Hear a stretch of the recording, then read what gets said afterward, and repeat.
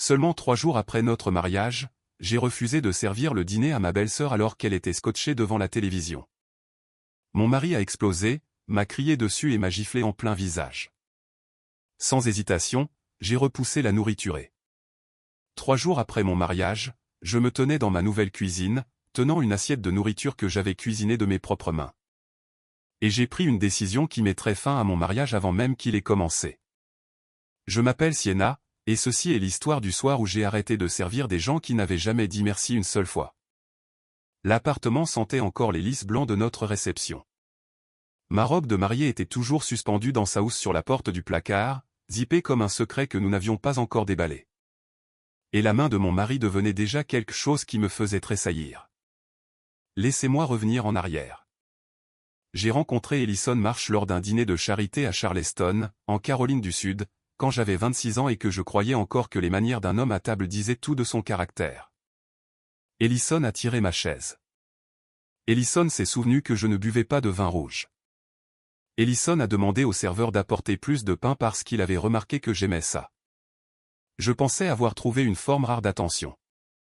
Ce que je n'avais pas encore remarqué, c'est que l'attention d'Ellison venait avec une facture. Chaque gentillesse qu'il offrait, il s'attendait à ce qu'elle soit remboursée, non pas en gratitude, mais en obéissance. Je ne connaissais simplement pas encore ce vocabulaire. Je ne connaissais que le sentiment d'être choisi. Et à 26 ans, être choisi ressemblait à une victoire. En y repensant maintenant, je peux voir les premiers signes. Si clairement, je suis presque gêné de les avoir manqués. Lors de notre 4e rendez-vous, il a commandé pour moi dans un restaurant sans me demander, puis a semblé sincèrement confus quand j'ai mentionné que j'aurais peut-être préféré choisir mon propre repas. Je sais juste ce qui est bon ici, a-t-il dit, souriant comme si la correction était un cadeau. Lors de notre 8e rendez-vous, il a annulé les plans que j'avais faits avec ma meilleure amie de l'université parce qu'il avait déjà dit à sa mère que nous serions chez elle ce week-end-là. Un plan pour lequel je n'avais absolument pas été consulté. Chaque fois, j'ai trouvé une raison pour l'excuser. Il était décidé. Je me suis dit qu'il aimait prendre les choses en main. Je ne comprenais pas encore que prendre les choses en main et prendre le contrôle des choses pouvaient avoir exactement le même visage. Nous sommes sortis ensemble pendant 14 mois. Il m'a présenté sa mère très tôt, une femme à la voix douce nommée Patricia, qui a complimenté ma cuisine et ma posture dans le même souffle. Comme si les deux étaient des réalisations dont je devrais être fier.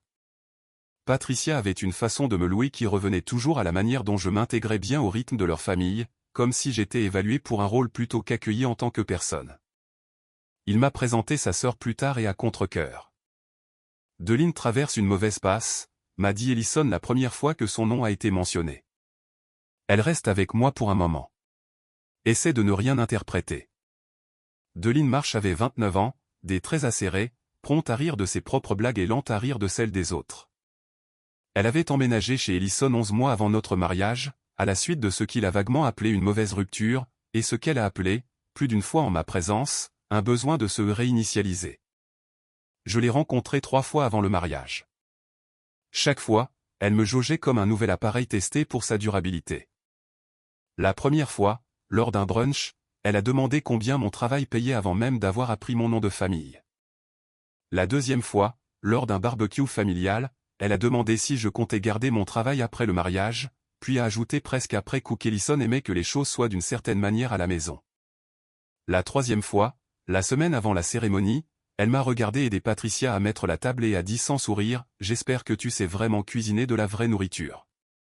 Pas seulement ces trucs sains que les gens de ton âge postent en ligne. » Chaque commentaire atterrissait comme un petit caillou jeté dans une eau calme.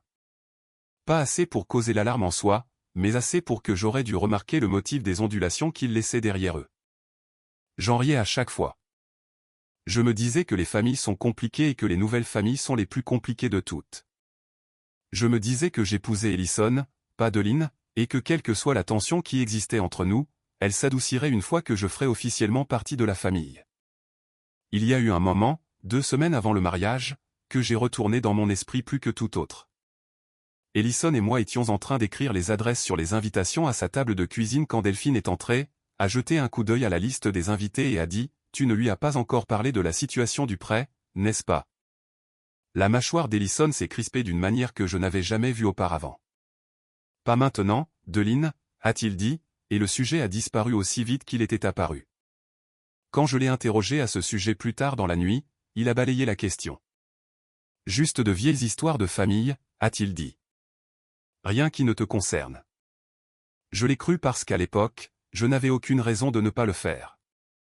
Je comprends maintenant que rien qui ne te concerne est l'une des phrases les plus dangereuses qu'une personne puisse entendre juste avant de signer un certificat de mariage.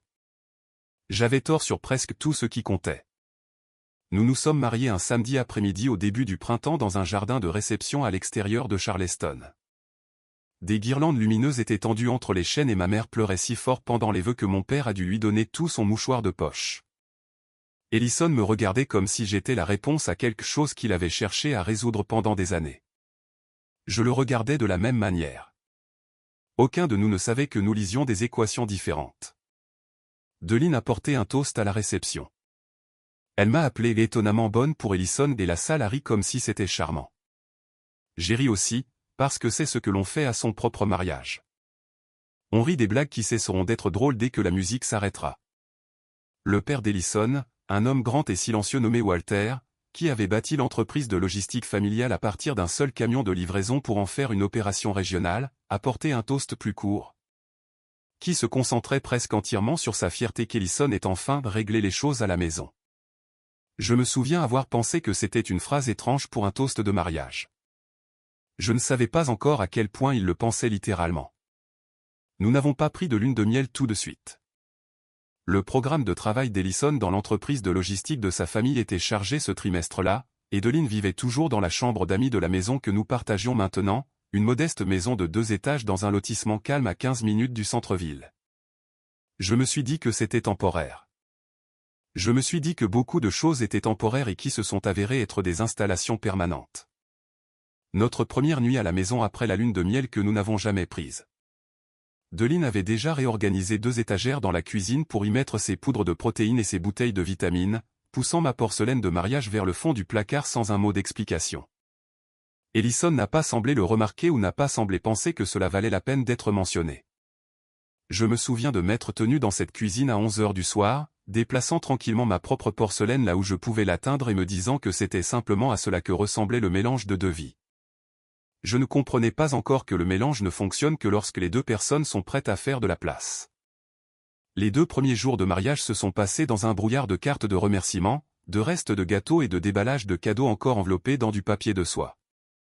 J'ai commencé mon nouveau travail ce lundi-là, un poste de coordinatrice marketing que j'avais accepté avant le mariage dans une agence du centre-ville qui faisait de l'image de marque pour les restaurants régionaux. Je me souviens avoir accroché mon nouveau badge d'orientation ce matin-là et de m'être senti pour la première fois depuis des semaines à nouveau moi-même. Pas une mariée, pas un nouveau nom de famille, juste Sienna faisant un travail pour lequel elle était douée. J'aurais dû m'accrocher à ce sentiment plus longtemps.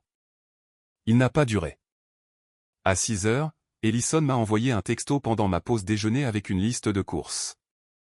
Poitrine de poulet, pommes de terre rissolées, un sac de haricots verts, 2 litres de soda, et une note qui disait « Deline aime les pommes de terre extra beurrées. N'oublie pas. » Il a appelé 2 autres fois avant 5 heures, une fois pour confirmer que j'avais quitté le travail à l'heure, une fois pour demander si je me souvenais du soda. Je me souviens avoir pensé, même à ce moment-là, qu'un homme adulte appelant 2 fois pour du soda était étrange. Je l'ai classé sous « ajustement de jeunes mariés ». J'ai classé beaucoup de choses sous cette rubrique avant de manquer de place. Quand j'ai ouvert la porte d'entrée ce lundi soir, la télévision était assez forte pour faire vibrer la vitre dans son cadre. Deline était recroquevillée sur le canapé sous une couverture, riant devant une émission de compétition, une pile de canettes de soda vide formant une petite ligne d'horizon sur la table basse à côté d'elle. L'évier de la cuisine contenait 2 jours de vaisselle qu'aucun d'eux n'avait touché. Ellison se tenait près du comptoir, les bras croisés, me regardant entrer avec mes sacs de courses comme si j'étais en retard pour un service dans un travail qu'il supervisait personnellement. « Tu es en retard » a-t-il dit. « Il est 6h15, ai-je répondu. La circulation sur le pont. Deline n'a pas détourné les yeux de l'écran. Je meurs de faim. J'attends depuis 5 heures. Je veux être honnête sur quelque chose. J'ai quand même cuisiné. Je veux être honnête parce que je pense que beaucoup de femmes qui regardent ceci reconnaîtront ce genre particulier de calme, celui où vous absorbez une petite insulte, puis une autre, en vous disant que la paix vaut le prix, jusqu'à ce que le prix cesse d'être petit. Je me suis déplacé dans cette cuisine, encore dans mon blazer de travail, rinçant une casserole qu'Ellison aurait pu laver lui-même, essuyant un comptoir que Deline avait dépassé 4 fois cet après-midi-là sans lever le petit doigt. L'émission à la télévision continuait d'éclater en rire en boîte, brillant et creux, parfaitement synchronisé avec chaque cliquetis de mon propre effort dans la pièce voisine. Au moment où le poulet était cuit, les pommes de terre écrasées, les haricots verts servis, j'étais à la maison depuis 50 minutes et je ne m'étais pas assise une seule fois. J'ai apporté 2 assiettes pleines à la table de la salle à manger et j'ai annoncé que le dîner était prêt. Ellison s'est assis comme un homme arrivant dans un restaurant où il avait déjà donné un pourboire à l'avance. Delphine est restée exactement là où elle était, les yeux fixés sur l'écran, la couverture toujours tirée jusqu'à son menton. « Apporte-le ici », a-t-elle dit, agitant une main vers le salon sans se retourner. Je suis à l'aise. J'ai regardé la table. J'ai regardé le canapé. J'ai regardé mon mari de 3 jours, attendant de voir s'il dirait quelque chose, n'importe quoi qui tracerait une ligne entre un accommodement raisonnable et un manque de respect flagrant. Il n'a pas tracé la ligne. Il l'a effacée.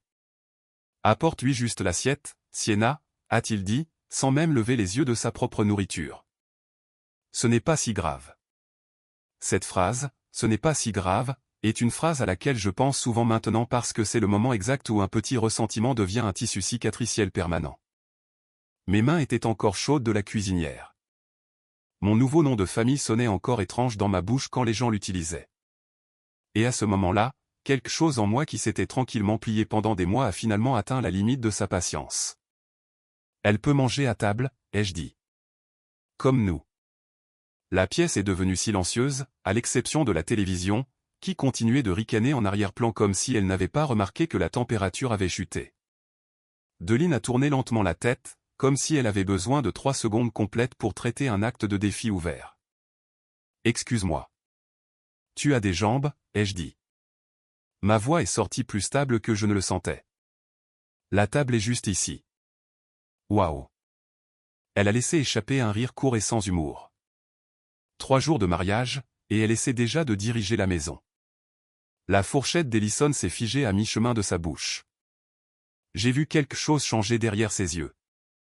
Pas de l'inquiétude pour moi, ni même de l'irritation envers sa sœur, mais quelque chose de plus proche de l'inconvénient, comme si j'avais perturbé un système qu'il avait passé des années à calibrer. Il s'est levé si vite que sa chaise a raclé bruyamment contre le sol. « Excuse-toi auprès d'elle », a-t-il dit. « Non. Je veux vous dire que j'ai vu sa main venir. Je ne l'ai pas vue. Une seconde, je tenais bon dans ma propre salle à manger, et la suivante, ma joue me cuisait, mes oreilles bourdonnaient légèrement, mon esprit un temps complet derrière ce qui venait de se passer. Le son de la gifle semblait rester dans l'air plus longtemps qu'il n'aurait dû, net et final d'une manière qui me disait que quelque chose dans cette maison venait de changer pour de bon.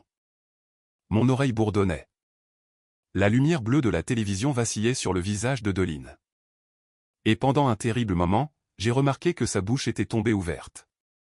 Pas d'horreur, mais de quelque chose de plus proche de la satisfaction, comme si elle avait attendu toute la nuit exactement ce résultat.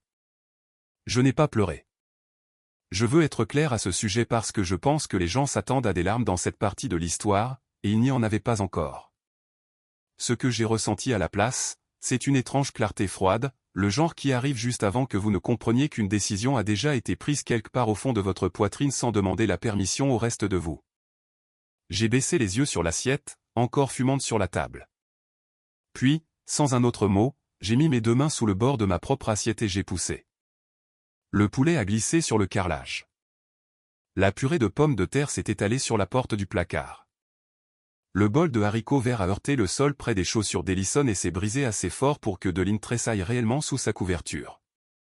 Ellison a regardé le désordre, puis moi, comme s'il venait de découvrir que la femme qu'il avait épousée n'était pas la femme qu'il pensait être en train de former. « Tu vas nettoyer ça ?» a-t-il dit, la voix basse. « Non », ai-je répété. « Je ne le ferai pas. » Je me suis retourné, je suis monté à l'étage, j'ai verrouillé la porte de la salle de bain et je me suis assise sur le bord d'une baignoire, ma joue brûlant toujours sous ma paume. Je n'ai pas sangloté. J'ai inspiré, expiré, comptant chaque respiration comme si c'était un barreau sur une échelle que je devais grimper pour sortir de cette maison. Cette nuit-là, je n'ai pas dormi dans notre lit. Je suis resté sur le canapé-lit dans ce qui était censé devenir un bureau à domicile, fixant le plafond, rejouant le son de ma propre main décidant toute seule que ce mariage était déjà terminé 3 jours après avoir légalement commencé. Le lendemain matin, Ellison a agi comme si rien d'inhabituel ne s'était passé. Il a fait du café. Il a demandé si je voulais des œufs. Il ne s'est pas excusé, et j'ai compris. En le regardant fredonner avec la radio comme si la nuit précédente était une petite tempête déjà passée. Que les excuses n'avaient jamais fait partie de son vocabulaire au départ. Je me suis assise en face de lui à cette même table, le carrelage sous mes pieds encore légèrement taché près du placard où la purée s'était étalée la veille, et j'ai étudié son visage pour tout signe qu'il comprenait l'ampleur de ce qu'il avait fait. Il n'y en avait aucun. Il a simplement demandé si je me souvenais de régler le minuteur de la cafetière pour le lendemain, comme si nous discutions encore de la logistique domestique de routine plutôt que de l'effondrement de la confiance qui avait existé entre nous. Deline est descendue 1 heure plus tard, a jeté un coup d'œil à mon visage et a seulement dit « Tu devrais probablement apprendre à choisir tes batailles » avant de se verser des céréales comme si elle commentait la météo plutôt que le fait que son frère avait frappé sa femme 3 jours après le début d'un mariage pour une assiette de nourriture. J'ai appelé ma meilleure amie de l'université, Rosalyn, depuis ma voiture sur le parking du bureau avant d'entrer ce matin-là. Je n'avais pas prévu de tout lui dire, mais au moment où elle a demandé comment la vie de mariée me traitait, tout le récit est sorti d'un seul coup que je ne pouvais pas contrôler. Le dîner, la gifle, l'assiette, le silence qui a suivi. Elle est restée silencieuse un long moment, puis a dit « Si, ce n'est pas une mauvaise soirée. C'est un schéma qui se montre tôt. Tu dois décider maintenant si tu vas croire ce que tu viens de voir. » Je suis resté assise dans ce parking pendant encore 10 minutes après que nous ayons raccroché, fixant mon propre reflet dans le rétroviseur, comprenant qu'elle avait raison, et qu'une partie de moi avait déjà commencé à prendre cette décision au moment où ma main a repoussé cette assiette. Je suis allé travailler ce jour-là avec une histoire prête au cas où quelqu'un poserait des questions sur la légère marque près de ma mâchoire. Une porte de placard, je prévoyais de dire, si on insistait. Personne n'a demandé. Mais assise à mon bureau cet après-midi-là, fixant une proposition de marque sur laquelle je ne pouvais pas me concentrer, j'ai pris ma propre décision. Si Ellison croyait que le silence lui était dû simplement parce qu'il m'avait épousé, j'avais l'intention de faire du silence la chose la plus chère qu'il ait jamais achetée. J'ai commencé à prêter attention d'une manière que je ne m'étais pas permise auparavant. Pas aux petites cruautés, celles-là je les comprenais déjà trop bien, mais au papier, au dossier financier dans le bureau d'Ellison à la maison, celui qu'il gardait toujours verrouillé, mais dont il ne se souvenait jamais de verrouiller le tiroir en dessous. Des relevés bancaires, un compte joint qu'il avait ouvert la semaine avant notre mariage, financé en partie avec de l'argent transféré d'un compte au nom de Delphine. Le premier soir, j'ai regardé dans ce tiroir. Mes mains tremblaient tellement que j'ai dû poser le dossier 2 fois avant de pouvoir me concentrer sur les chiffres devant moi. Je me suis dit que je ne faisais que confirmer ce que je soupçonnais déjà, que je ne faisais rien de mal en comprenant ma propre situation financière. Il m'a fallu 4 jours de lecture attentive et silencieuse, répartis sur les soirs où Ellison travaillait tard et où Deline était sortie avec des amis, pour comprendre ce que je regardais réellement. Delphine n'avait pas emménagé à cause d'une mauvaise passe. Elle avait emménagé parce qu'elle devait de l'argent, une somme importante, empruntée à l'entreprise de logistique de leur famille des années plus tôt dans le cadre d'un arrangement informel qui n'avait jamais été correctement documenté. Et Ellison avait discrètement couvert le manque en utilisant des fonds qui, depuis le jour de notre mariage, étaient désormais des biens matrimoniaux légalement partagés. Ma signature, vieille de 3 jours, était déjà attachée à des dettes que je n'avais jamais acceptées et dont je n'avais même jamais connu l'existence. J'ai d'abord trouvé les registres de transfert originaux, datant de près de 2 ans, montrant des sommes déplacées du compte de l'entreprise vers le compte courant personnel de Delis sous des descriptions vagues comme avance et remboursement. Puis j'ai trouvé les entrées plus récentes, celles faites après notre mariage, montrant le même schéma se répétant à partir d'un compte qui appartenait désormais légalement à Ellison et à moi. Je suis resté assise à ce bureau jusqu'à près de minuit un mardi, recoupant les dates avec les reçus, construisant une chronologie dans un carnet à spirale que je gardais caché dans une boîte à chaussures de vieilles cartes de vœux. Le seul endroit dans cette maison où j'étais certaine que personne d'autre ne penserait à regarder. Je ne l'ai pas confronté immédiatement. J'ai appris que la confrontation sans documentation n'est qu'une dispute qui attend d'être niée. Facilement recadré comme un malentendu par quelqu'un qui a passé des années à contrôler le récit dans chaque pièce où il entre. Au lieu de cela, j'ai fait des copies. J'ai photographié les relevés avec mon téléphone, les ai sauvegardés dans un dossier cloud dont Ellison ignorait l'existence, et j'ai contacté avec précaution et séparément une avocate en droit de la famille nommée Camille Farao. Recommandée par une collègue qui avait traversé sa propre séparation difficile l'année précédente. Notre première rencontre a eu lieu pendant ma pause déjeuner dans un petit bureau à 3 pâtés de maison de mon lieu de travail, les stores tirés contre le soleil de l'après-midi. Je me souviens m'être senti presque désolé en exposant le dossier, comme si chercher un conseil juridique sur mon propre mariage était en quelque sorte une réaction excessive à une gifle et à une pile de relevés bancaires cachés. Camille ne m'a pas laissé minimiser quoi que ce soit. Elle a écouté tout le récit sans interrompre, griffonnant occasionnellement une note.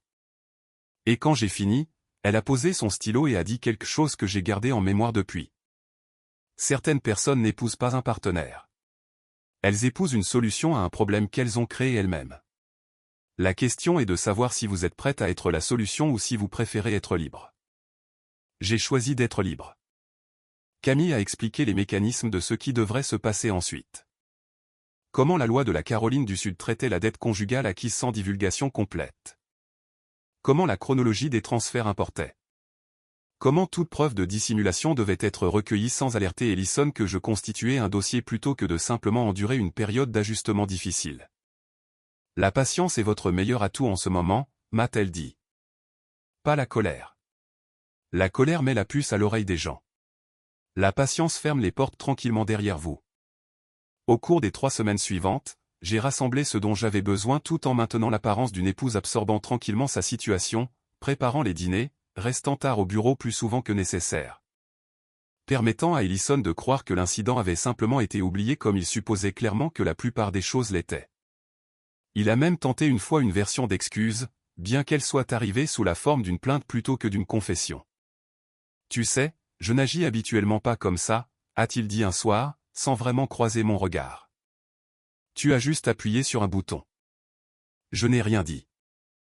Je l'ai laissé croire que le silence signifiait le pardon. Cela signifiait quelque chose de plus proche de l'inventaire. Deli est devenue plus audacieuse en ma présence pendant ces semaines, mentionnant parfois presque fièrement comment Ellison s'était toujours occupé des choses pour elle.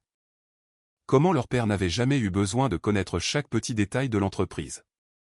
Comment la loyauté familiale signifiait ne pas faire tout un plat des chiffres. Je l'ai laissé parler. Chaque mot était une brique dans un mur que je construisais soigneusement, une conversation à la fois, une capture d'écran à la fois, un relevé bancaire à la fois. Le tournant est arrivé un jeudi soir où Ellison, dans un rare moment d'inattention, a laissé son ordinateur portable ouvert sur le comptoir de la cuisine tout en prenant un appel téléphonique à l'extérieur. Une conversation par courriel était visible à l'écran. Une correspondance entre lui et le comptable de l'entreprise familiale, discutant de la manière de restructurer le prêt informel à Delphine en utilisant notre compte matrimonial joint sans le mentionner comme un retrait sur aucun registre officiel. Ce n'était plus seulement une faveur familiale. C'était de la dissimulation financière, le genre qui, selon la façon dont elle était structurée, pouvait avoir de réelles conséquences pour l'entreprise et pour Ellison personnellement. J'ai photographié chaque page. 2 jours plus tard, j'ai de nouveau rencontré Camille, cette fois avec un dossier assez épais pour qu'elle prenne un moment juste pour le feuilleter. Si ces documents sont authentiques et que les dates tiennent la route, a-t-elle dit, cela pourrait devenir une partie importante de votre dossier, non seulement pour le divorce, mais pour s'assurer qu'aucune de ces dettes ne vous soit jamais rattachée. Nous avons demandé la séparation le lundi suivant, exactement 6 semaines après le mariage. J'ai déménagé la même semaine dans un petit appartement d'une chambre plus près du centre-ville, ne prenant que ce que j'avais apporté dans le mariage et rien qu'Ellison pourrait plus tard prétendre que j'avais injustement gardé. Je voulais que le dossier soit propre. Je ne voulais aucun argument qu'il puisse avancer qui me dépeindrait comme autre chose que ce que j'étais exactement, une femme qui avait documenté la vérité et était partie les mains vides et la colonne vertébrale droite. Ellison a d'abord essayé de présenter la séparation comme une réaction excessive. Il l'a qualifiée de dramatique. Il a qualifié la dette de Deline d'affaires de famille qui n'avait rien à voir avec notre mariage, ignorant commodément que mon nom y était désormais légalement lié. Mais les documents ne se soucient pas du ton de la voix. Et Camille s'est assuré que chaque dépôt parlait en chiffres au lieu d'excuses. Une fois que les registres de transfert ont été divulgués dans le cadre de la procédure judiciaire, ils ne sont pas restés confinés à notre cas. Camille était tenue d'informer l'avocat de la partie adverse des documents, et l'avocat d'Ellison lui-même, ne voulant pas être pris au dépourvu, a porté l'affaire à l'attention de son client en termes clairs avant qu'elle ne puisse faire surface d'une autre manière. De là, elle a atteint Walter. Le père d'Ellison, qui avait bâti l'entreprise de logistique sur 3 décennies, n'a pas été ravi d'apprendre que des fonds avaient été discrètement détournés à son insu pour couvrir la dette de sa fille. Et il a lancé un audit interne des comptes de l'entreprise quelques jours après l'avoir découvert. Ce qui avait commencé comme ma demande de divorce est devenu en 2 mois un règlement de compte à l'échelle de l'entreprise qu'Ellison n'avait jamais anticipé et ne pouvait pas contrôler. Je n'ai pas orchestré cette partie. J'ai simplement cessé de protéger le silence qui avait permis que cela continue. Le règlement qui a suivi n'a pas été dramatique comme les gens imaginent parfois la fin de ces histoires. Il n'y a pas eu de prise de bec dans une salle d'audience, pas de révélation spectaculaire devant un juge. Il y a simplement eu une table de médiation dans une salle de conférence silencieuse, une pile de documents assez épaisse pour nécessiter 2 dossiers, et l'avocat d'Ellison lui conseillant tranquillement, d'un ton que je pouvais entendre même à travers les murs séparant nos 2 pièces. Que contester les termes ne ferait qu'inviter un examen plus approfondi de la manière exacte dont ce prêt avait été géré. Ellison a brièvement tenté de faire valoir que les détails financiers étaient une affaire de famille privée sans rapport avec notre mariage.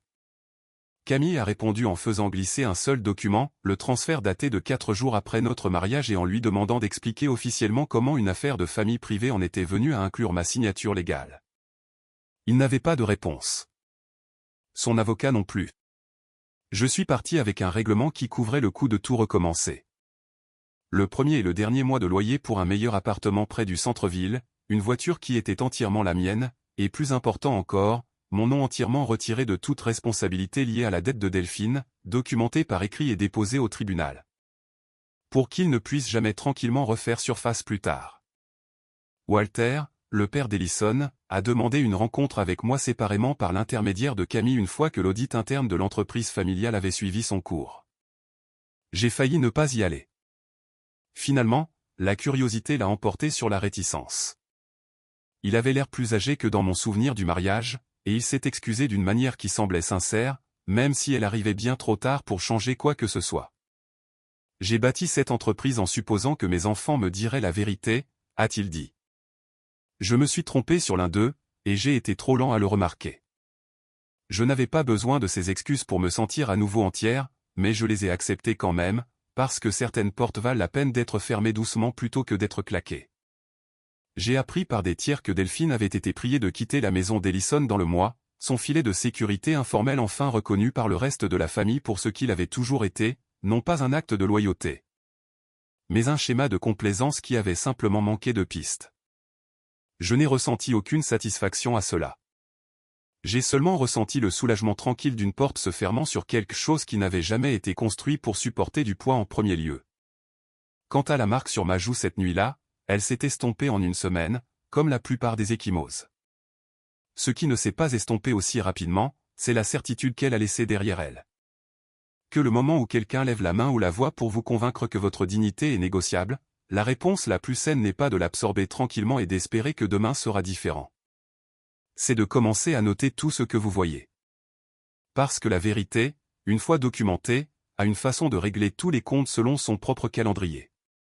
La nuit où j'ai déménagé, j'ai fait mes cartons seul, refusant l'offre d'Ellison de m'aider à porter les boîtes, refusant même la fiction polie d'un adieu paisible. Deline a regardé depuis la fenêtre de l'étage tout le temps, les bras croisés, sans rien dire. Je n'ai pas fait de signe de la main. Je n'avais plus besoin de sa reconnaissance, et je pense qu'une petite partie d'elle a compris pour la première fois que le silence sur lequel elle s'était appuyée pendant des années avait finalement manqué de patience à donner. Ma mère m'a demandé quelques semaines après que tout soit finalisé si je regrettais du tout d'avoir épousé Ellison, étant donné la rapidité avec laquelle tout s'était effondré. Je lui ai dit la vérité. Je ne regrettais pas tant le mariage que la version de moi-même qui pensait que rester silencieuse était la même chose que de maintenir la paix. La paix construite sur le silence de quelqu'un d'autre n'est pas du tout la paix. C'est juste un sursis en attendant une facture qui finit toujours par arriver. Je pense souvent à ce lundi soir. Le son de l'assiette glissant de la table, les haricots verts s'éparpillant sur un carrelage qu'Ellison n'a jamais proposé de nettoyer lui-même. Je ne regrette pas d'avoir repoussé cette assiette. Je regrette chaque dîner avant celui-là que j'ai servi en silence, croyant que la paix était quelque chose que je devais à des gens qui n'ont jamais envisagé de me la rendre. Cette seule décision d'arrêter de servir des gens qui n'avaient jamais dit merci une seule fois s'est avérée être le premier domino d'une chaîne que ni Ellison ni Deline n'avaient vu venir parce qu'aucun d'eux n'avait jamais imaginé que je prêtais assez d'attention pour remarquer ce qu'ils construisaient dans mon dos. Une collègue m'a récemment demandé si j'envisagerais de sortir à nouveau avec quelqu'un maintenant que suffisamment de temps avait passé. Je lui ai dit que je n'étais pas pressé, que j'avais appris quelque chose de précieux de tout cela. Que l'attention et le contrôle peuvent paraître identiques de l'autre côté d'une table, et qu'il faut de la distance pour les distinguer. Je ne suis pas pressé de confondre l'un pour l'autre à nouveau. Je vais bien maintenant. Nouvel appartement, même travail, une promotion que j'ai obtenue discrètement alors que tout le monde autour de moi supposait que je traversais simplement une période difficile. C'est drôle comme les gens confondent la guérison avec la disparition. Je cuisine pour moi la plupart des soirs maintenant. Parfois des repas élaborés, parfois juste des œufs et du pain grillé. Et chaque fois que je m'assois à ma propre table pour manger, personne ne m'agite la main depuis un canapé. Personne ne qualifie ma dignité de bouton qui a été poussé par accident. Je mets la table pour une personne, et pour la première fois depuis plus longtemps que je ne veux l'admettre, cela semble suffisant. Qu'auriez-vous fait à ma place? Auriez-vous repoussé l'assiette ou seriez-vous resté silencieux une fois de plus? Faites-le moi savoir dans les commentaires.